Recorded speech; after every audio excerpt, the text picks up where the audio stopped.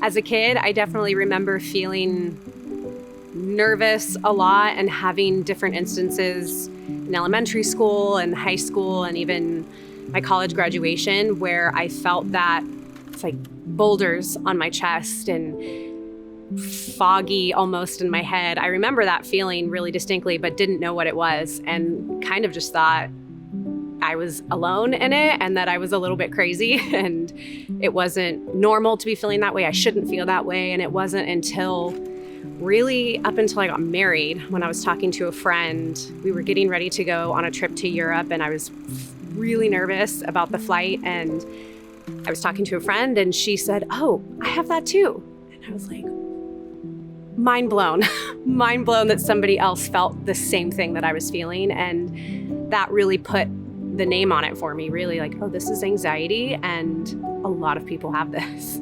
For me, when I'm experiencing a really bad panic attack or when the anxiety is at its worst, it feels like I absolutely can't concentrate.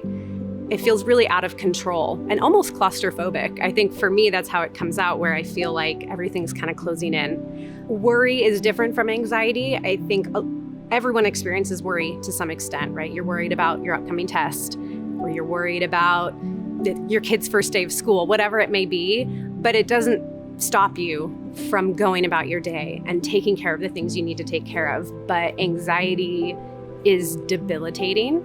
So when my friend told me that she had anxiety and we were able to put a name to what I was experiencing too, I contacted her counselor, and initially I thought, okay, I'll go a couple times just to get through this flight. I thought maybe this is all I need.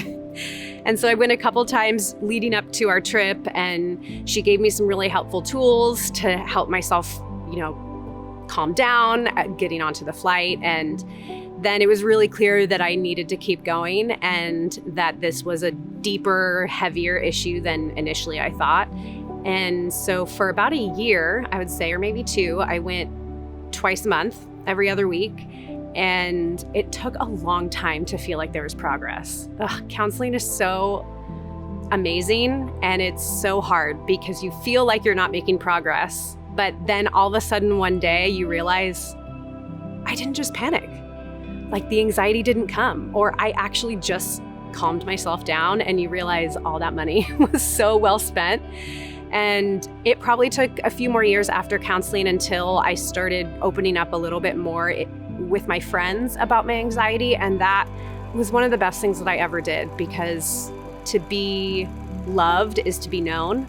To let my people into what I was dealing with gave them space to pray for me. There are days when I'm heading into counseling and I don't want to go because I know it's going to be too difficult and I don't want to bring it up and I don't want to talk about it.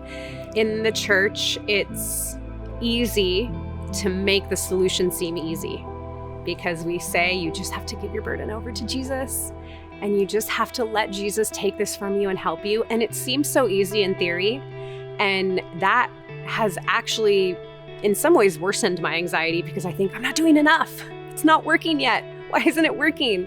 I can choose to be alone and stay alone. I can choose to wallow in it or not get help, or I can choose to let people in and experience the freedom and the healing that comes with community and people praying for you and even professional help too.